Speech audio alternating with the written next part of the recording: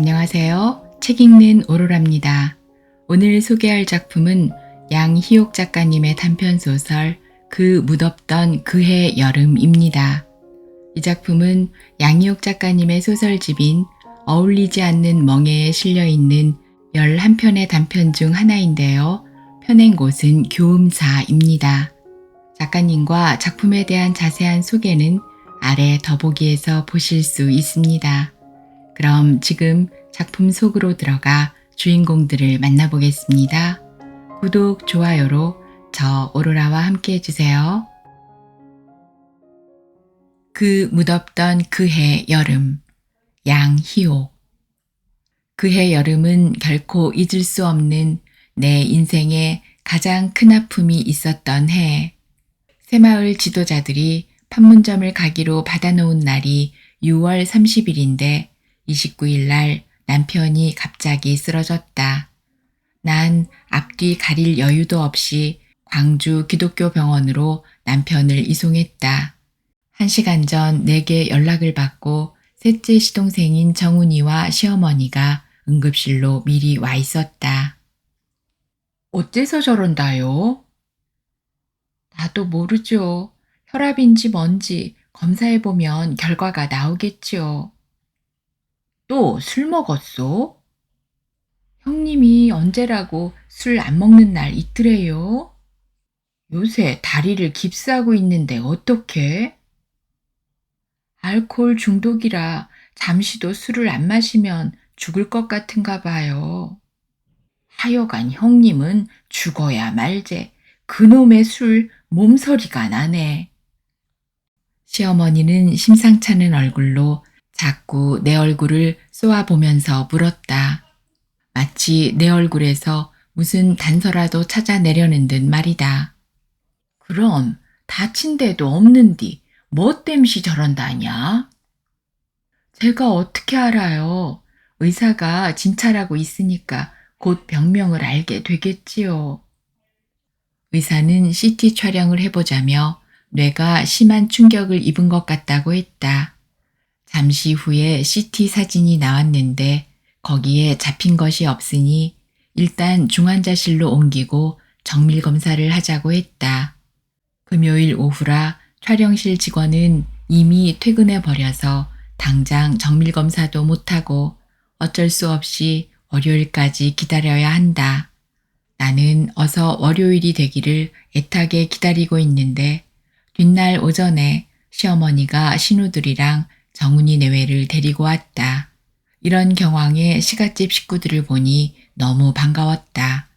어젯밤에 정훈이한테 어떤 돈이라도 좀 가져오도록 부탁을 했기 때문에 행여 돈 가져온 줄 알고 좋아했는데 큰 시누이는 오자마자 내게 시비를 걸었다. 어째서 생떼 같은 사람이 저 지경이 됐는가? 큰 시누이는 눈에 쌍심지를 돋고 나를 쏘아보며 앙칼지게 따졌다. 시갓집 식구들은 하나같이 내가 남편을 저렇게 만들지 않았나 하고 의심하는 눈치다. 큰 시누이와의 만남은 작년 겨울에 내가 그의 집으로 찾아가서 왜 모든 식구들이 나를 미워하는지 대화를 해보려고 찾아갔다가 괄시만 받고 돌아온 후 처음이다. 어제 낮에 보험회사 갔다 오니까 갑자기 절해가지고 있었어요. 그러면 어쩌려고 지금 자네는 이러고 있는가? 어쩌긴요.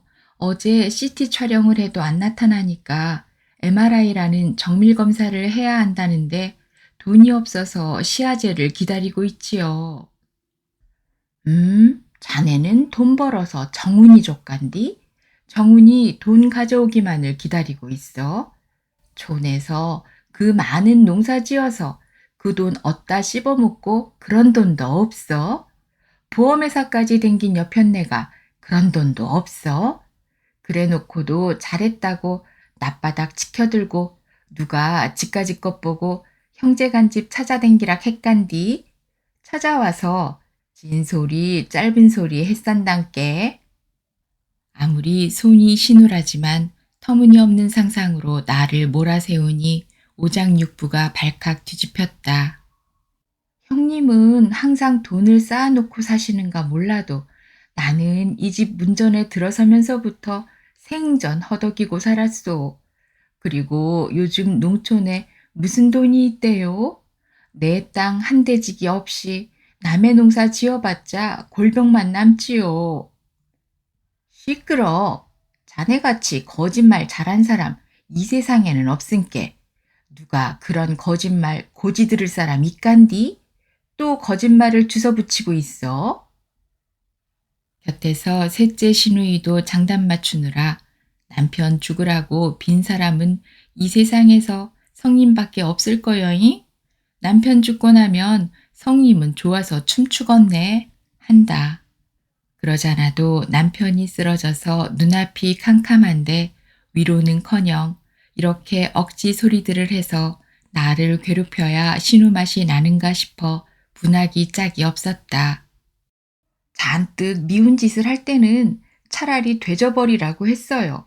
오죽하면 그런 말이 나올까요? 아무리 그렇지만 자네같이 못된 여편네는 이 세상에는 없어. 형님, 이렇게 싸우고 있을 때가 아니라 빨리 원무과에 가서 일단 접수부터 합시다. 셋째 동서 이정님은 내가 6대1로 당하고 있는 것이 안 돼 보여서 나를 얼른 따돌려서 원무과로 데려가 버렸다. 원무과에 가서 MRI 신청하고 오니 보호자 가족들이 빙 둘러앉아 큰 시누이의 말을 귀를 쫑긋거리고 듣고 있었다.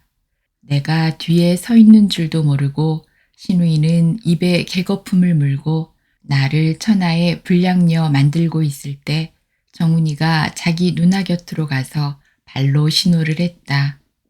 시누이는 뒤를 휙 돌아보더니 하던 말을 뚝 그쳐버렸다.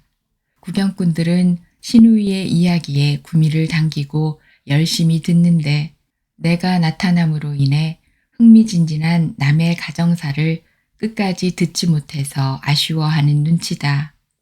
큰 시누이는 얼른 정훈이를 데리고 저쪽으로 가서 쇠통머리가 괘씸한께 한 푼도 보태주지 마라이 하고 정훈이를 단속했다.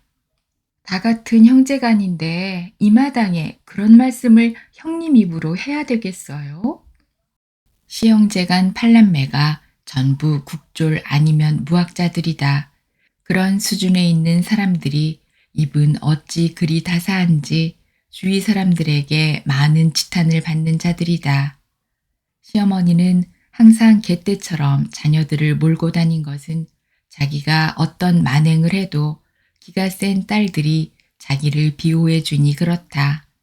그들이 다 가고 나니까 주위 사람들이 나를 보는 시선이 예전 같지 않았다.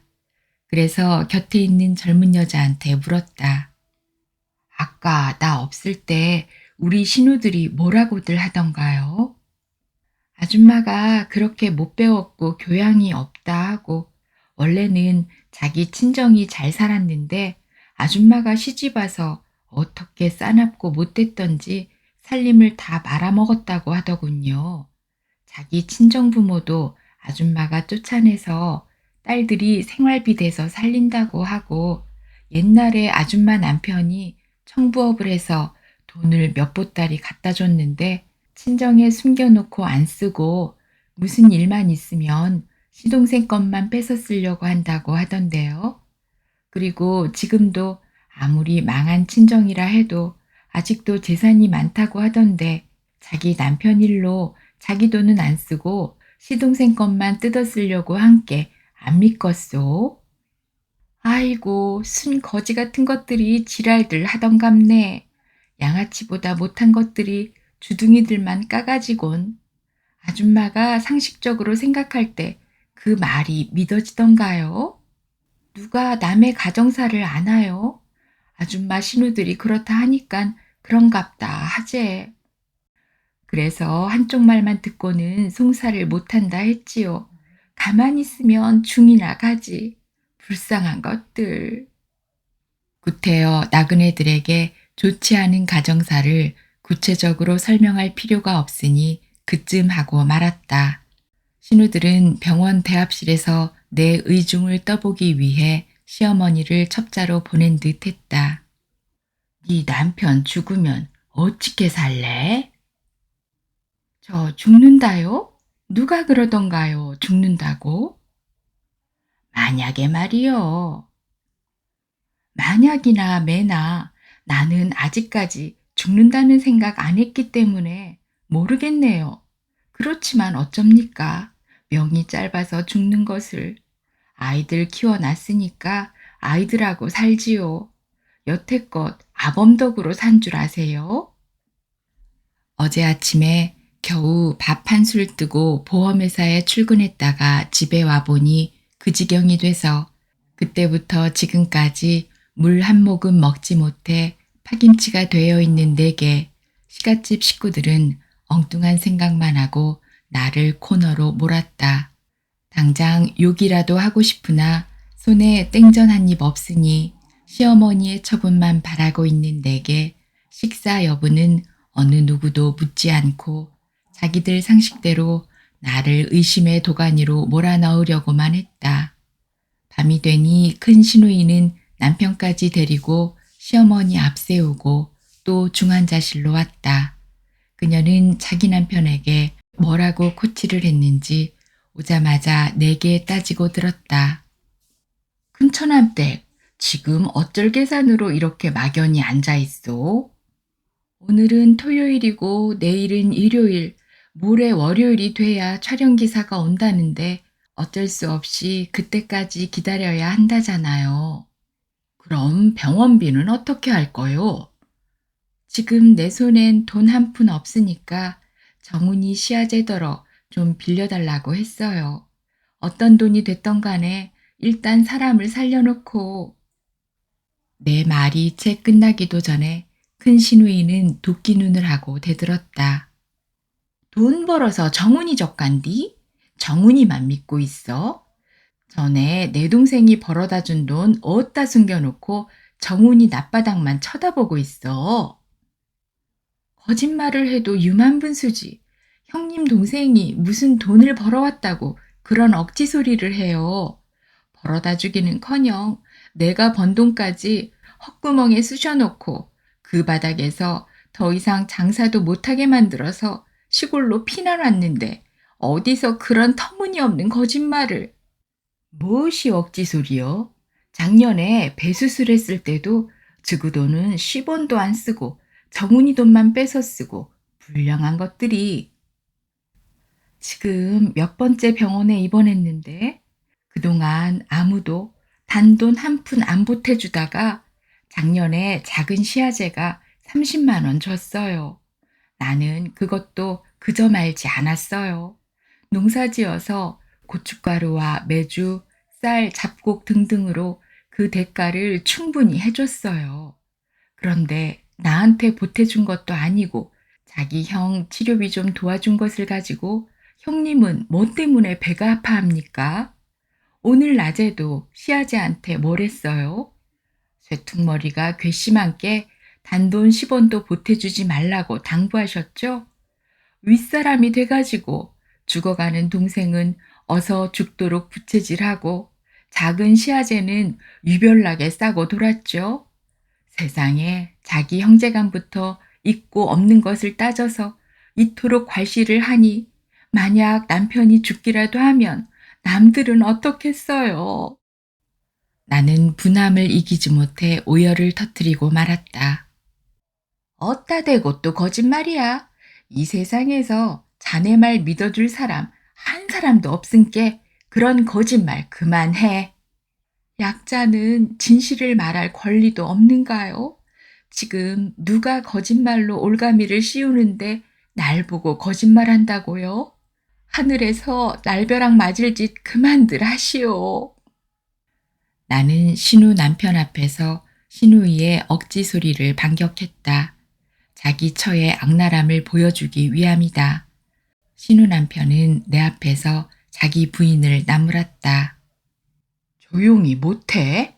여기까지 싸우러 왔어? 시임에서는 일단 자기 부인을 제지시켜 놓고 내게 한 톤을 낮춰서 말했다. 처남댁, 아무리 처남이 밉지만 일단 살려야 하지 않겠어요? 그럼 누가 남편을 죽이고 싶은 사람으로 보여요? 거짓말 하지 마.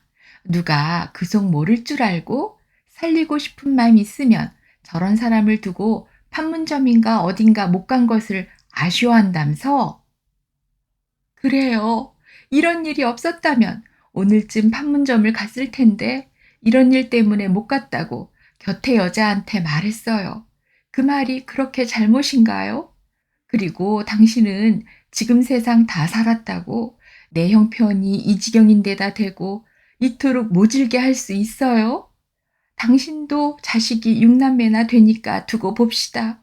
사람이 관 속에 들어가도 큰 소리 못 친다는데 남도 아닌 형제가니 이럴 수가. 비록 근본이 다른 사람들과 삶을 엮게 되었을지라도 나는 한치 부끄러움 없이 주어진 환경에서 최선을 다해 살지만 양심장애를 가진 시집 식구들은 항상 나의 올곧은 행위를 인정하기 싫어했다. 시임에서는 나와 10보 정도 떨어진 곳에서 자기 마누라를 나무라고 있었다. 자네가 지금 사람이여? 처남댁 입장을 생각해야지. 같은 여자로서 그럴 수가 있어? 나는 또 당신 말만 듣고 처남댁이 남편을 죽게 내버려둔 줄 알았더니 그것도 아니구먼. 괜히 처남댁만 못 쓰다고들 야단이여. 사위가 자기 딸 나무라는 것을 보고 시어머니는 내게 슬그머니 와서 한마디 한다. 네 신우가 너보고 뭐라 해도 손이 신우니께 아무 말 말고 가만히 있으면 될 것을 네가 달랑달랑 말대꾸해갖고 유서방한테 네 신우가 당하고 있다잉? 내 남편이 죽느냐 사느냐에 달려있는데 소위 부모 형제간이란 사람들이 위로는 못해줄지언정 이럴 수 있어요? 양반은 원래 이런데요? 네가 그런께 네 팔자가 그래야 누가 뭔 소리를 하면 그냥 나 죽었소 하고 가만히 있어야 한단 말제. 한마디나 하면 꼭 열마디로 대든께 너를 사람으로 안 보제. 지렁이도 밟으면 꿈틀한다잖아요. 어디 며느리가 하고 싶은 말을 다 하고 산다냐. 며느리는 지렁이만도 못하네요. 시갓집에 대한 에세이가 내 귀에 쟁쟁한데 아직도 자신들을 모르고 내게 억지 흠집만 내려고 하니 답답할 뿐이다. 그날 밤 나는 부모 형제들에게 당한 분함 때문에 혼자서 고픈 배를 움켜쥐고 뜨거운 눈물로 지샜다. 작은애는 집안 형편이 어려운 줄 알고 2학기 등록금을 마련하기 위해 여름방학 때 서울 가서 한 달 동안 아르바이트 한다고 어디론가 가버려서 아빠가 중태에 빠진 줄도 모른다. 여기저기 수소문했더니 어떻게 소식이 닿았는지 작은애도 오고 군에 간 큰애도 왔다. 아이들은 자기 아빠를 보고 구슬 같은 눈물을 흘렸다. 남편은 아이들을 보고도 말 한마디 할 수 없어 그저 눈물만 흘릴 뿐이다. 나는 남편 앞에 두 아들의 목을 끌어안고 오열을 토했다. 성한 몸 지녔을 때 그토록 탕진하여 가정을 몰락시켰지만 손가락 하나 까딱 못하고 말문마저 닫아버린 처참한 모습이 더없이 불쌍했다. 두 아들은 자꾸 아빠에게 무슨 말을 걸어보아도 대답 대신 눈으로 말했다. 자기 심중에 닿는 소리를 하면 눈을 껌뻑거렸고 그렇지 않으면 눈썹 하나 까딱 않고 있었다. 신학생인 작은애가 아빠 지금이라도 하나님을 영접하시면 아빠는 천국 갈 수 있어요. 아멘. 하자 남편은 그때 눈을 껌뻑거렸다. 하나님께서 건강하고 좋은 육신 주셨는데도 그 몸으로 세상 죄 다 짓고 이제 죽음 앞에서 구원받겠다는 뜻이다. 작은애는 즉시 자기 교회 목사님과 집사님들을 불러와 아빠의 구원 예배를 드렸다. 찬송하고 성경을 봉독하니 남편의 눈에서는 회개의 눈물이 철철 흘러내렸다. 누워있으니 흐르는 눈물이 귓바퀴에 가득 차니 보다 못해 화장지를 뜯어서 귓속을 막아주었다. 그렇게라도 구원을 시킨 것이 천만 다행이다. 그는 평상시 하나님이 어디 있느냐고 예수를 부인했고 예수 믿는 사람을 온갖 조롱과 핍박을 일삼았었다. 그리고 인간으로서는 용납이 안 되는 온갖 죄를 다 지은 사람이다. 그런 사람이 마지막 생 앞에서 결국 하나님께 항복했다. 과거에 지은 중한 죄, 일순간에 다 사함받고 부끄러운 면류관이라도 받기 위해서다. 아빠, 지금이라도 하나님을 영접하시면 아빠는 천국 갈 수 있어요. 아멘. 하자 남편은 그때 눈을 껌뻑거렸다. 하나님께서 건강하고 좋은 육신 주셨는데도 그 몸으로 세상 죄 다 짓고 이제 죽음 앞에서 구원받겠다는 뜻이다. 작은애는 즉시 자기 교회 목사님과 집사님들을 불러와 아빠의 구원 예배를 드렸다. 찬송하고 성경을 봉독하니 남편의 눈에서는 회개의 눈물이 철철 흘러내렸다. 누워있으니 흐르는 눈물이 귓바퀴에 가득 차서 보다 못해 화장지를 뜯어서 귓속을 막아주었다. 그렇게라도 구원을 시킨 것이 천만 다행이다. 그는 평상시 하나님이 어디 있느냐고 예수를 부인했고 예수 믿는 사람을 온갖 조롱과 핍박을 일삼았었다. 그리고 인간으로서는 용납이 안 되는 온갖 죄를 다 지은 사람이다. 그런 사람이 마지막 생 앞에서 결국 하나님께 항복했다. 과거에 지은 중한 죄, 일순간에 다 사함받고 부끄러운 면류관이라도 받기 위해서다. 일가 친척들에게 남편의 상태를 알려주었다. 그들은 하나둘씩 문병들을 왔다. 오는 이마다 그냥 오지 않고 다소의 위문금을 가지고 왔다.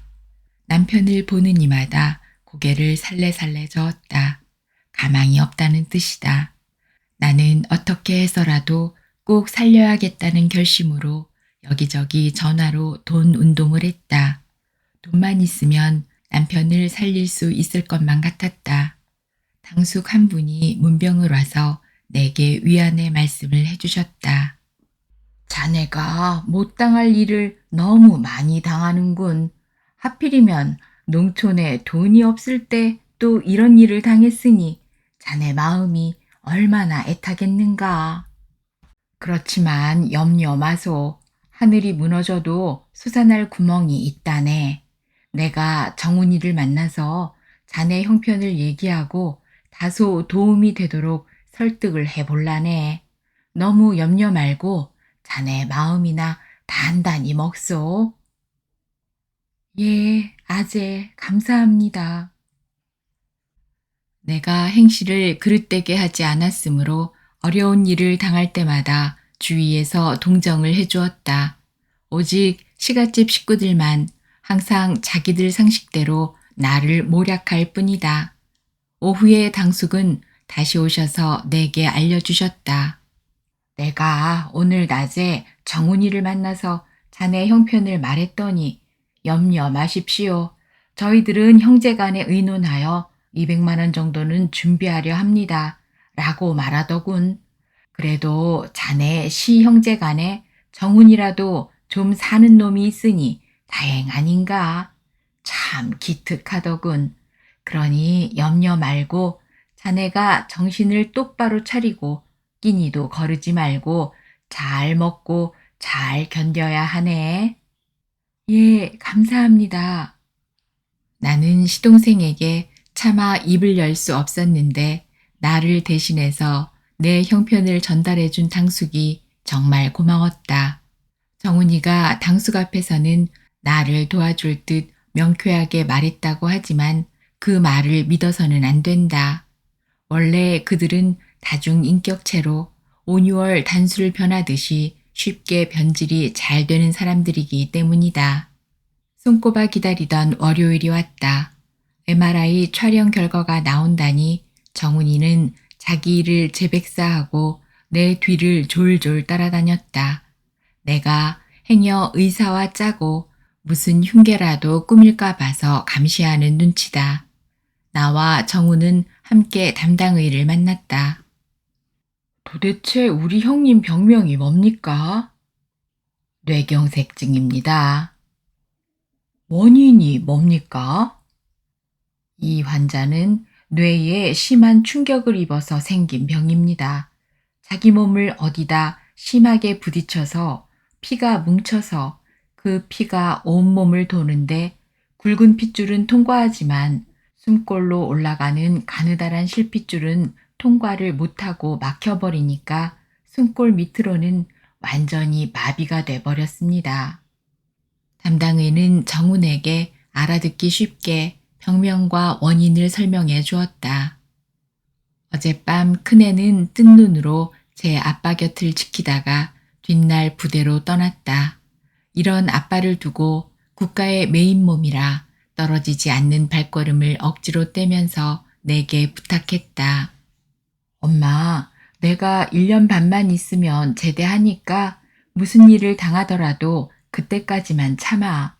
그럼 내가 제대해서 아빠 대신 엄마한테 잘해드릴게. 하고 떠났다. 지금 내가 의지할 사람은 자식들 뿐인데 큰애가 떠나니 나는 힘이 쭉 빠지는 기분이다. 다른 환자 가족들은 모두 취사도구를 가져와서 그곳에서 숙식을 해결하지만 나는 엉겁결에 오면서 아무 준비 없이 그냥 몸만 왔었다. 바로 곁에 시어머니가 살고 광주에 신우들이 많이 살기 때문에 그들을 믿고 있는데 온 식구가 남편의 생사 여부에만 관심이 있지 내 숙식에 대해선 아무도 관심이 없었다. 하는 수 없이 시어머니한테 부탁을 했다. 어머니, 이불 헝겊 하나 하고 저 먹을 밥 좀 갖다 주시겠어요? 아범이 언제 어떤 변화를 일으킬 줄 모르니까 곁에서 지켜야 해서 그래요. 시어머님은 내 말을 듣는 것조차도 귀찮다는 듯 한참 동안 아무 말 없더니 아무래도 안 되겠는가 그날 밤 헌 이불 하나와 모처럼 도시락을 싸왔다. 그걸로 작은 애와 하루를 연명했다. 자주 해오라고 하면 미안하니까 조금씩 연명만 해서 견딜 수 있는 데까지 견디었다. 어쩔 때는 곁에서 반찬과 밥을 주기도 해서 그걸로 끼니를 잇기도 했다. 시어머님은 겨우 3, 4일간 도시락을 싸오는 척 하더니 그것도 심통이 나서 도시락을 내 앞에서 집어던지며 내가 늙어갖고 젊은 며느리 밥이나 해다 바친 꼴이 말이 아니다. 그리고 다리가 팍팍해서 못 댕기겄다. 배고프면 네가 와서 묻고 댕겨라. 라고 했다. 그 후부턴 시어머님은 자기 아들 들여다보러는 오면서도 오는 걸음에 밥 한 술 갖고 오지 않았다. 허기를 참다 못해 모처럼 점심때 시어머니 집에 갔다. 그때 마침 사위들하고 딸들하고 여럿이 모여서 잔치를 하고 있었다. 나는 얼른 한술 뜨고 가려고 그들 상에 끼어 앉으니까 시어머님이 손짓을 하며 네 반찬은 따로 있다. 이리 와서 먹어라. 한다. 내가 올 줄 알고 미리서 내 것을 따로 둔 줄 알고 좋아했다. 작은 상에다 따로 차려준 밥상은 단 2가지. 하나는 씨어 빠진 김치 몇 가닥과 쉰 나물 접시였다. 날씨가 더우니까 쉬어서 버리기 직전에 있던 것을 며느리 것이라고 생색을 내니 사위들은 시어머니가 며느리를 특별히 생각해서 맛있는 것을 아꼈다 준 줄 알 것이다. 난 그 반찬을 도저히 먹을 수 없어서 물을 부어 억지로 몇 술 뜨고 있는데 거기다 대고 시아버지는 내게 가슴 터지는 소리를 했다. 강희 그놈 새끼는 싸가지가 없는 새끼여. 그 새끼가 저는 어디서 나왔간디 하레비도 안 찾아보고 그냥 가불었담서? 볼세 그 새끼는 배래 불었어. 호로 새끼 같으니라고. 강이 왔을 적에 아버님도 병원에서 보셨잖아요. 그리고 지금 그 애가 휴가를 얻어서 온 것도 아니고 지 애비가 위독하다는 말을 듣고 하룻밤 외박으로 급히 다녀갔는데 언제 그럴 경황이 있었어요? 뜬 눈으로 하룻밤 지새우고 뒷날 아침에 일찍 부대에 들어갔다고요. 아무리 그래도 그렇지. 그것은 애미가 잘못 가르친 게 그래. 시아버지는 내게 삿대질을 하며 사위와 딸들 앞에서 야멸차게 닦아세웠다. 그냥 굶고 말 것을 식은 밥에 쉰남을 대접받으면서 이런 모멸감을 당하게 되니 더욱 기가 막혔다. 같은 부모 자식인데 큰아들은 생사의 갈림길을 헤매고 있는데 자기들은 안일하게 맛있는 것이나 해먹고 노닥거리면서도 오히려 극한 상황에 있는 나를 심하게 질책한 것이 너무도 야속했다. 겨우 3일 동안 하루에 한 끼씩 밥해다 주고는 다리가 팍팍해 죽겠는데 늙은 년이 젊은 며느리 밥해 바치겠냐며 투정을 부린 이유를 알았다. 사위와 딸들하고 모여서 맛있는 것 해먹고 노닥거리지를 못해서 그렇게 투정을 부렸다는 것을. 입원한 지 7, 8일이 지났을 때 정훈이가 또 다른 의문점을 가지고 병원에 왔다. 도대체 형님 병명이 무엇이다요? 지난번에 시아제와 내 앞에서 담당 의사가 설명했잖아요. 뇌경색이라고. 형수 말은 못 믿은께 나랑 같이 갑시다. 다시 확인할 것이 있은께. 자기들 상식으로는 의사의 말이 믿기지 않을 것은 사실이다. 내 입으로 설명하면 의혹만 더욱 커지니까 두말하지 않고 의사에게 다시 데리고 갔다. 선생님, 우리 형님은 어째서 그런 병이 생겼다요? 뇌경색증이란 뇌의 어느 부분에 핏덩이가 뭉쳐서 생긴 병인데 조씨 같은 경우는 걸려도 아주 고약한 데가 걸렸어요. 그저 막연히 기다리는 수밖에요. 라고 알아듣기 쉽게 설명을 해줬어도 정훈의 의혹은 쉽게 풀리지 않은 눈치다. 우리 형님은 아직 젊은데 이대로 그냥 죽게 내버려둘 수는 없잖아요. 지금 이 병원에서는 해볼 대로 다 해봤지만 아무런 효과가 없잖아요.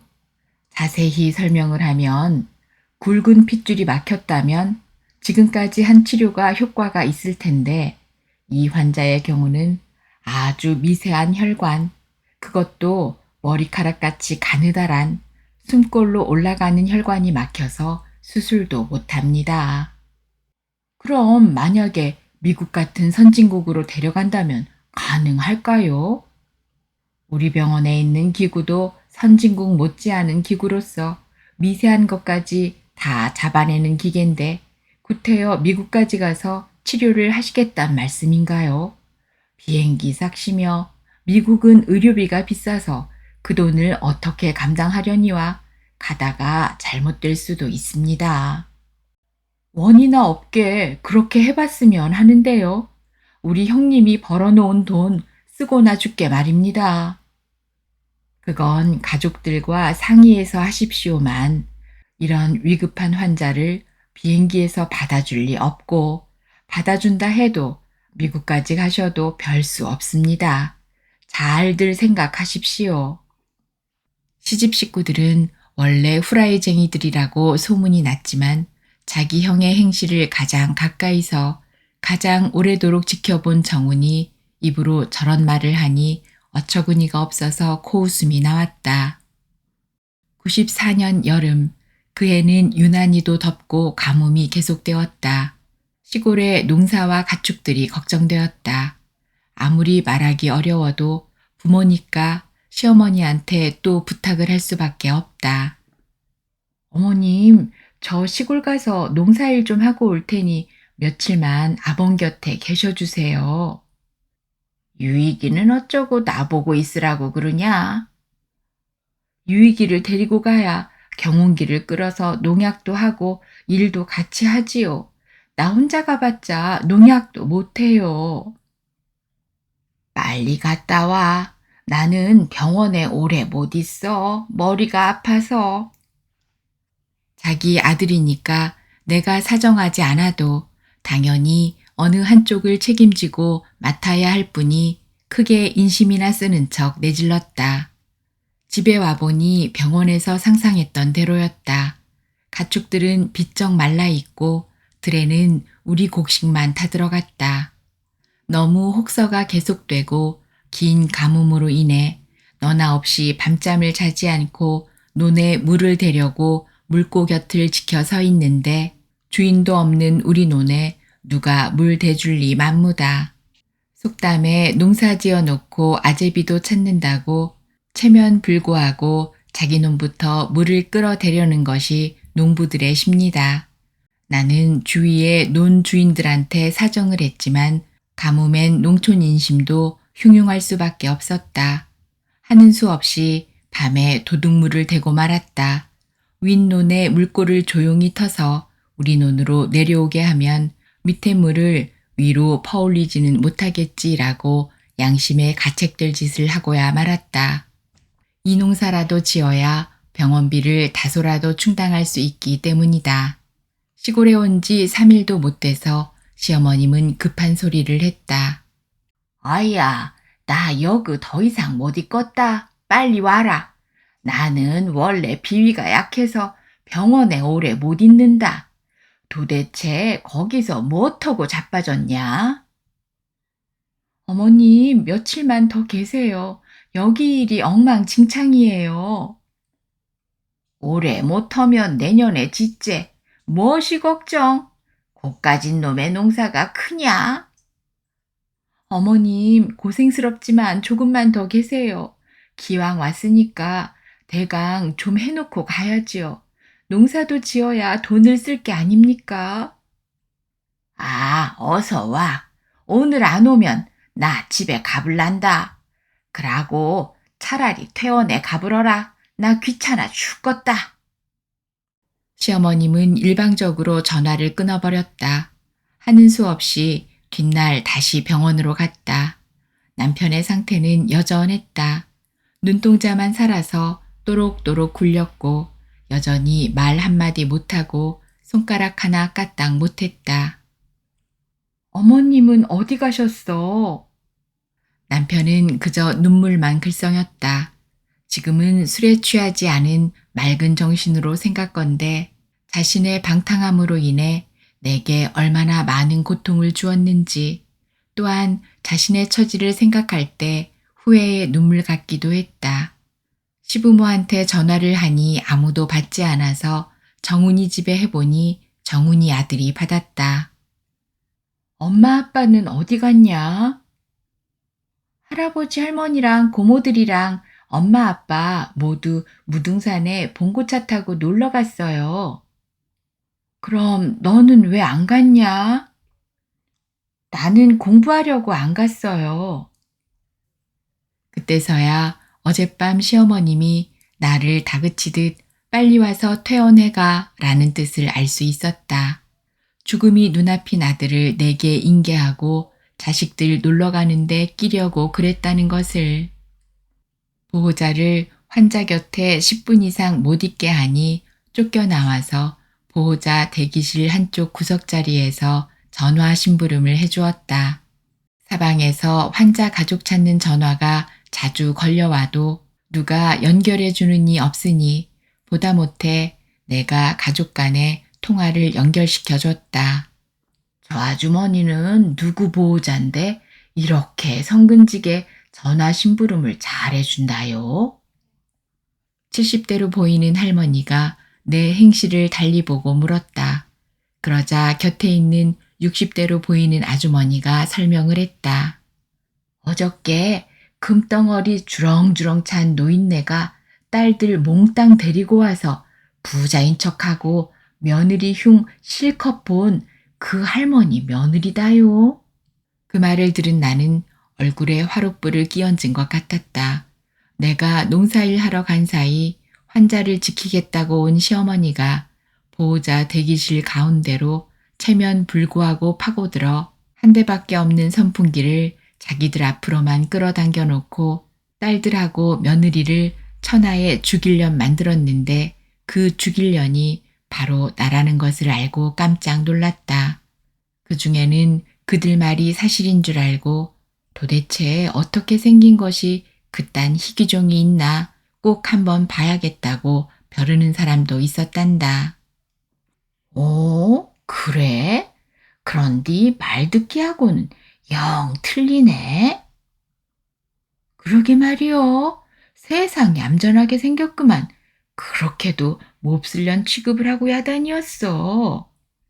내가 딱 본게 그 집 시엄씨나 신우들도 보통이 넘게 보이더라고. 요즘 세상에 며느리가 시어매 되고 시어매가 며느리 된다는디 오히려 늙은 시어매는 금덩어리나 줄레줄레 달고 교만이 쫙쫙 흐르게 도시에서 살고 젊은 며느리는 촌에서 농사짓고 살고 완전 거꾸로 된 집이구만. 그러게 말이여. 보아하니 아주머니는 무식쟁이는 아닌 것 같은데 어쩌다 그런 총구석으로 시집을 갔소? 글쎄요. 어저께 당신 시어머니가 딸들을 다섯이나 데리고 와서 자기들은 아주 대단한 사람들인 것처럼 떠들어대고 자기 아들들이 무슨 유명 대학이라도 나온 것처럼 야단이고 당신을 형편없이 무시했지만 참말로 잘 배운 사람은 자기 집 며느리를 함부로 여기지 않아요. 딱 본게 당신 시어머니와 신우들을 저울로 달면 한눈금도 안 틀리겠대요. 그런 것들 밑에서 사느라고 참말로 욕보여이.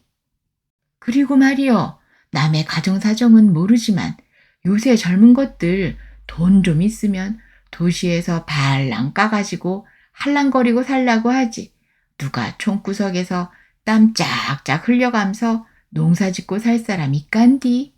자기 아들이 청부업자에서 돈을 엄청나게 벌었는데 그 돈을 친정에 숨겨두고 한 푼도 안 쓰고 시아제 돈만 뜯어 쓰려고 한다고 야단 드립디다.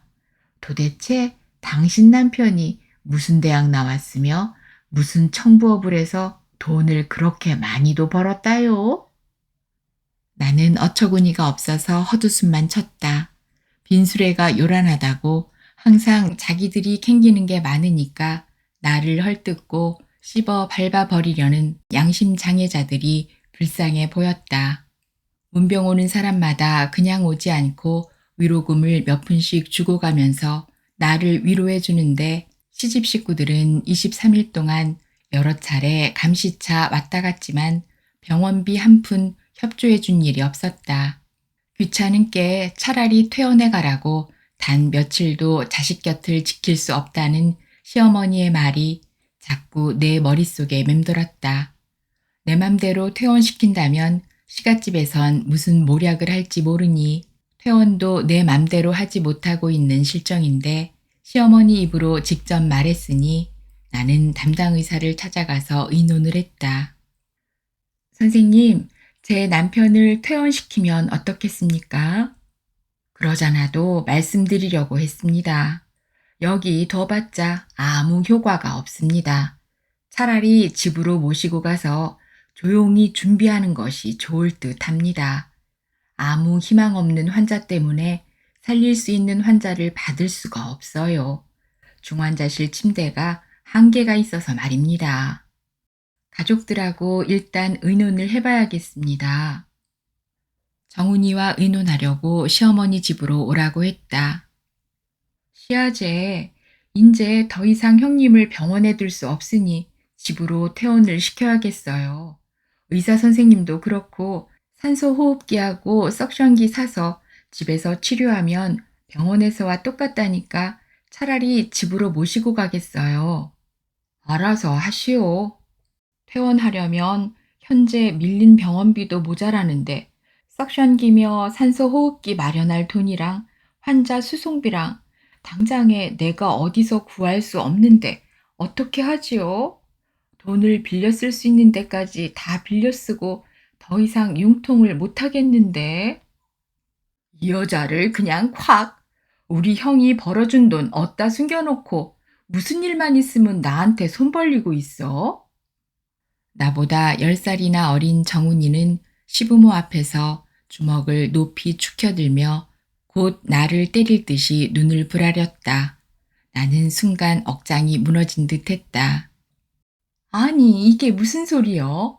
형이 온갖 못된 짓 해서 내가 번 돈까지 다 없애고 시골 들어왔는데 그걸 말이라고 해요?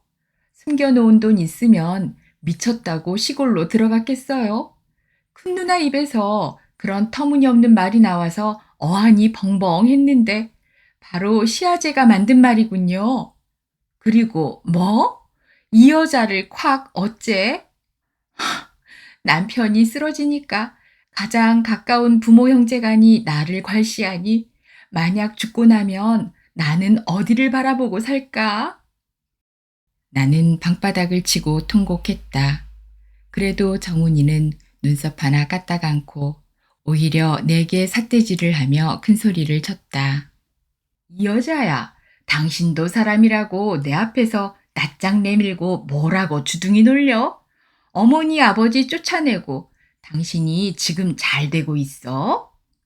소위 양반이라고 앉은 자리마다 자랑에 싼 시아버지가 며느리 머리채를 잡고 두들겨 패놓고 낯이 없으니 나갔지 내가 쫓아냈어요? 어머님이 말씀하세요. 내가 시어른을 무슨 권리로 쫓아냈는지. 전번에 대천 아재한테 형을 위해 200여만 원 정도 생각하고 있다면서 내가 그동안 중간 계산할 때마다 돈이 없어서 쩔쩔매도 외면했지요. 이 양반아, 당신 잘난 지 세상이 다 알아. 잘났으니까 멋대로 해봐. 정훈이는 내 오장을 발칵 뒤집어 놓고 나가버렸다. 나는 다시 시어머니에게 앙탈을 부렸다. 강희 애비를 어머님이 잘못 가르쳤지 내가 그렇게 만든 사람이요? 왜? 그런 자식을 나 혼자한테만 맡겨놓고 나만 몹쓸 사람 만듭니까? 도시에서 못 살고 시골로 들어오게 된 사정을 어머님이 다 아시면서 왜 자기 자식은 탓하지 않고 나만 못 쓸년 만드냐고요? 누가 바꾼디 알아? 봤든 안 봤든 당신 자식 하는 짓을 보면 몰라요? 시갓집 식구들은 이 동네 사람들에게 말하기를 천하의 몹쓸 며느리가 들어와 부자 살림 다 망해먹고 그것도 모자라 시부모까지 쫓아낸 개망나니 며느리 때문이라고 가증을 떨며 살고 있는데 자기들 거짓말이 탄로 날까봐 나를 어서 쫓아버리려고만 했다. 가그라, 여기는 네가 떠드는 곳이 아니다. 가지, 그럼 눌러 살 줄 아세요? 세상에 큰 자식이 부모 앞에 가게 생겼는데 불쌍하지도 않아서 이런 지경에 있는 나를 이 자식 저 자식들한테 이간이나 붙여서 집안꼴을 요 모양으로 만들어요. 그래요. 당신 말 따라 내 남편이니까 죽이든 살리든 내 알아서 할 테니까 이 순간 이후부터 내가 무슨 짓을 하든지 상관 마세요. 나는 곧바로 뛰쳐나와 병원 중환자실로 갔다. 남편의 몰골은 너무 처참했다. 그 좋던 몸집은 다 어디 가고 뼈만 앙상한 채 눈만 커다랗게 뜨고 내 태도를 주시했다. 나는 구슬 같은 눈물을 흘리며 말했다. 강희 아빠, 집에 갈까? 내 얼굴을 빤히 쳐다본 남편도 어떤 느낌이 왔는지 눈물을 흘리며 눈을 끔뻑끔뻑했다. 과거에 나를 많이 골탕 먹였지만 부모 형제들에게 버림받은 남편이 너무도 불쌍해서 병상에 누워있는 남편의 가슴에 얼굴을 파묻고 한없이 흐느껴 울었다. 선생님, 제 남편 퇴원시켜야겠습니다. 허락해 주십시오. 그러잖아도 정훈 씨가 조금 전에 다녀갔습니다. 그분이 아주머니 시동생이라면서요. 예. 우리 형수가 형님 퇴원시킨다면 허락해 주지 말라고 하던데요. 왜요? 형수를 굉장히 안 좋게 생각하면서 촌으로 데려가면 무슨 짓을 할지 모른다고 하던데요. 그래요? 그럼 앞으로 그 사람들 보고 병원비 책임지라고 하면 되겠네요. 나는 그냥 시골로 갈 테니까요. 지금 그 사람들과 싸우고 오는 길인데요. 형제간이 그렇게 많아도 현재까지 어느 누구도 병원비 한 푼 보태준 일 없었고, 농촌 실정에 내가 빚을 내서 여태껏 병원비 댔는데 이제 이 지경에 이르니 아무도 돈을 빌려주지 않아요. 그런데 내가 더 이상 어떻게 하겠어요? 의사도 한쪽 말만 들었을 때는 내가 이상한 여자로 보였겠지만 내 말을 직접 듣고 이해가 간 듯 했다. 알았습니다. 여기에 사인을 하시고 원무과에 가서 퇴원수속 밟으세요. 나는 무심코 손에 익은 영문 사인을 했다. 그 사인을 보던 담당의가 깜짝 놀라며 물었다. 아주머니 학교 어디 나왔어요? 왜 학벌을 물으세요? 아니, 아주머니 시동생이 자기 형수는 초등학교도 안 나와 한글도 모르는 무식쟁이라 형님을 데리고 가면 무슨 짓을 할지 모른다고 해서 내심 걱정을 했지요. 참, 자기 주제도 모르는 불쌍한 사람. 가진 것 몽땅 다 털어도 40만 원 뿐이었다. 현재까지 밀린 병원비는 48만 원인데 8만 원이 모자랐다. 아무리 떨지만 하는 수 없이 또 시아버지한테 전화를 했다. 아버님, 병원비가 8만 원이 모자라서 퇴원을 못하고 있습니다. 8만 원만 가져오세요. 없다. 하고 두 말 못하게 끊어버렸다. 그랬어도 재차 또 걸었다. 아버님, 촌에 가서 돈만 들어 갚아드릴 테니 빨리 8만 원만 가져오세요. 오전 중에 퇴원해야지. 오후 되면 돈이 또 올라가요. 갚아준다니까 그때서야 70대 후반인 시아버지는 잠자리 날개 같은 모시옷을 까상하게 차려입고 허리를 구부정하게 하고선 얼굴에 멋으로 쓴 선글라스가 땀에 흘러내리니까 중지로 밀어올리면서 겨우 8만 원만 던져주고 차편은 어떻게 할 거냐고 묻지도 않은 채 뒤돌아서 가버렸다. 아침에 정훈이와 시부모님들 만난 것은 이런 것쯤은 도움을 받고자 했었다. 석션기와 산소호흡기, 그리고 정훈이는 차가 5대나 있으니까 봉고차로 잠깐 짬을 내서 남편을 집까지 데려다 줬으면 하는 바람이었다. 그런데 그 말이 못 나오게 미리서 내 감정을 일방적으로 질러놓고 가버린 그였다. 지금 당장 급한 것은 차편이다. 앰뷸런스를 부르면 10만 원이나 줘야 한다. 당장 땡전 한 푼 없는 나는 어쩔 도리가 없었다. 그렇다고 먼 길을 업고 갈 수도 없다. 하는 수 없이 친정오빠에게 연락을 했다. 전에 남편이 여러 차례 상해를 입고 병원에 입원할 때마다 친정 형제들 간이 물심양면으로 도와줬기에 이번만큼은 미안해서 친정 쪽에 알리지 않으려고 했는데 이제는 더 이상 버틸 힘이 없으니 할 수 없이 도움을 청했다. 오빠, 조서방이 죽게 생겨서 여태껏 기독교 병원에 있다가 가망이 없어 오늘 퇴원하는데 돈이 없어서 앰뷸런스를 못 부르고 있어요. 오빠, 나 좀 도와줘요. 내가 울먹이며 사정을 하자 오빠는 깜짝 놀라서 어째 또 그런 일이 있다냐? 알았다. 윤서방 차 가지고 갈 테니까 기다려라. 하셨고 이후 조카 사위와 함께 헐레벌떡 병원으로 오셨다. 친정오빠의 도움으로 봉고차에 다 죽어가는 남편을 싣고 뒤에는 환자 수송이라고 써붙이고 급하게 달렸다. 상태가 위급함을 느꼈던지 조카 사위는 내내 초조한 마음을 금치 못했다. 남편은 석션기와 호흡기를 착용하지 않고 오니 가래가 차면 눈을 뒤집어 쓰고 몇 번을 까무라쳤다. 오는 도중에 잘못될까봐 모두가 불안에 떨며 경광등 올리고 쾌속역으로 달렸다.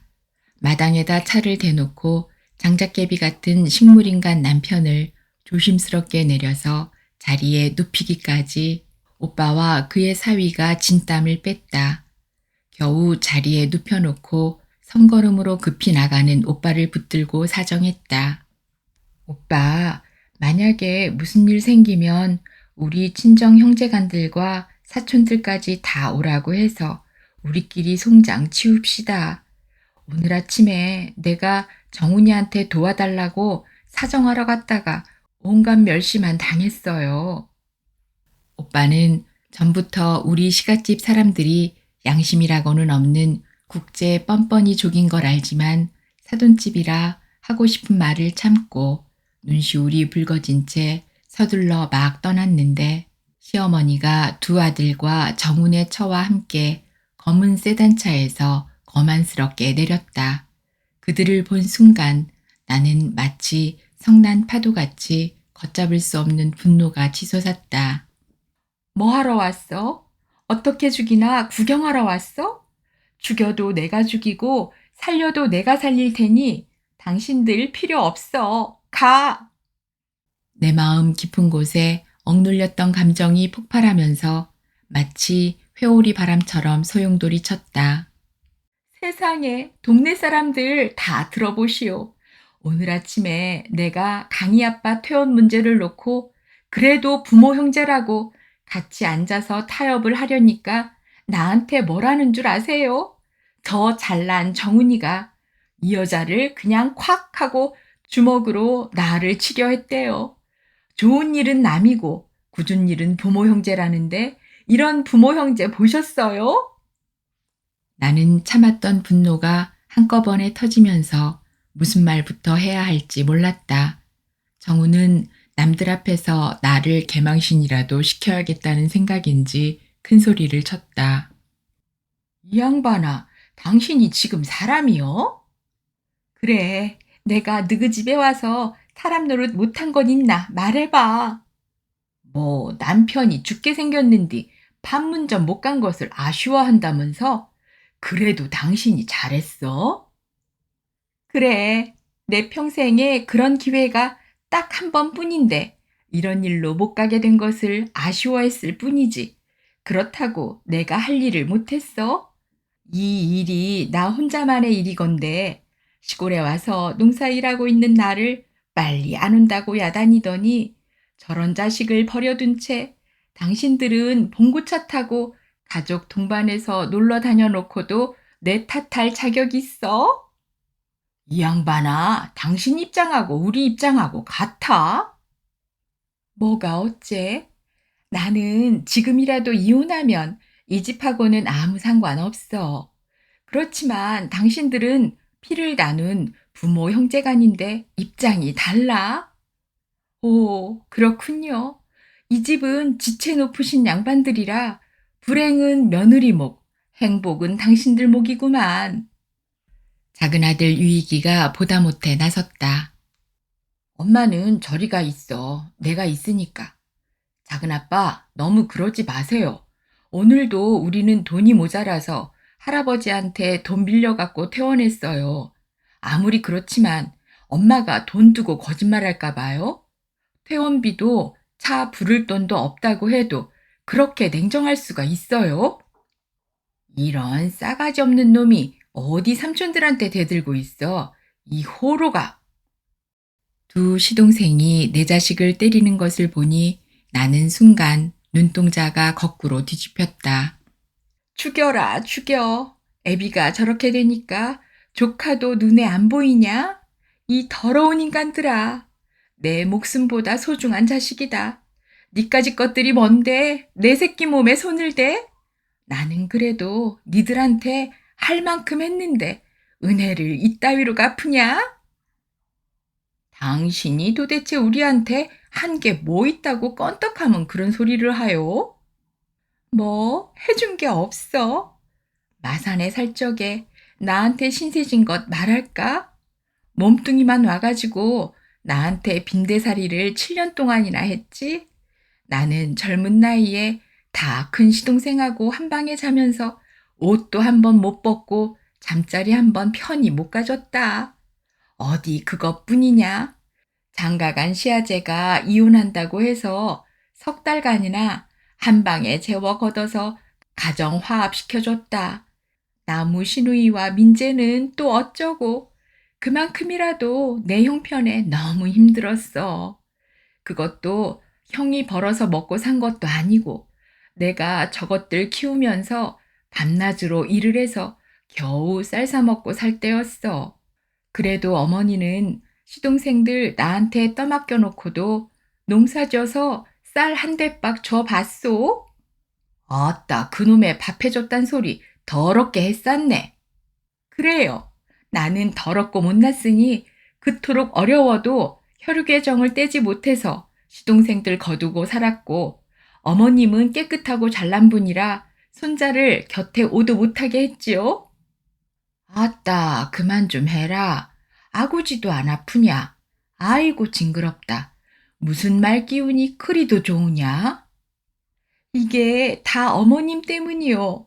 내가 언제 아버님 수염을 뽑고 어디를 잡아챘다고 터무니없는 거짓말을 해서 자식들 간에 이간을 붙였소?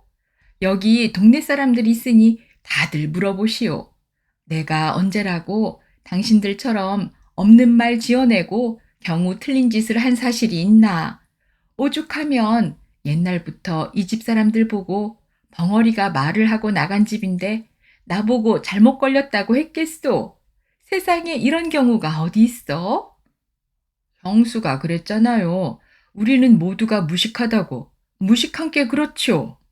대학교 배지 차고 다녔다고 대학생인 줄 알고 나보고 알이 안 차서 고개가 꼿꼿하다고 비난한 사람들이 무식해요? 오늘 아침에도 의사에게 뭘 했어요? 우리 형수는 초등학교도 안 나와 한글도 모르는 무식쟁이라고 했다면서요? 그리고 어머님, 내가 시골 와서 일한 동안에 딸들하고 병원에 가서 뭐라고 내 흉을 봤소? 당신 아들들은 유명대학들 나왔는데 며느리는 천하에 무식하고 못된 것이 들어와서 이 집 재산을 다 망해먹고 시부모 쫓아냈다고 하셨소. 참 지나가는 개가 웃겠네요. 할아버지가 다 이룬 재산, 그 많던 재산을 유업으로 받아놓고도 자식들 하나도 안 가르치고 먹어서 망한 집이라고 소문이 자자한데 나보고 망해먹고 내가 시부모 쫓아냈다는 말이 누구 입에서 만들어졌나요? 말로나 경호로는 나의 정당성을 꺾을 수 없으니까 힘으로 아니면 경제적으로 가장 약할 때 짓밟아 보겠다는 야비한 갑질근성이 발동하여 그런 만행을 했으나 경호가 빳빳한 나에게 갑질도 제대로 못해보고 오히려 망신만 톡톡히 사고 말았다. 여태껏 아무 말 않고 지켜보던 셋째 동서가 내게 가까이 와서 손을 잡으며 형님이 이해하시오. 모두가 사람들이 덜 돼서 그렇다고 치고 아량이 넓으신 형님이 이해하세요. 한다. 말 한마디로 천냥빚을 갚는다고 셋째 동서가 분노에 찬 내 마음을 다독여주니 다소 감정이 누그러졌다. 역시 책가방끈은 무시할 수가 없다. 그녀는 그래도 시골 중학교라도 다녔기 때문에 고대 배지만 차고 다녔던 정훈이보다 훨씬 인간적이었다. 남편은 건강할 때도 여름나기를 가장 힘들어 했었는데 1994년 그 무덥던 그해 여름 연일 40도가 오르내리는 혹서에 병석에서 꼼짝 못하다가 그해 8월 15일에 조용히 생을 마감했다. 오늘 들으신 작품은 양희옥 작가님의 단편소설 그 무덥던 그해 여름이었습니다. 함께 해주셔서 고맙습니다.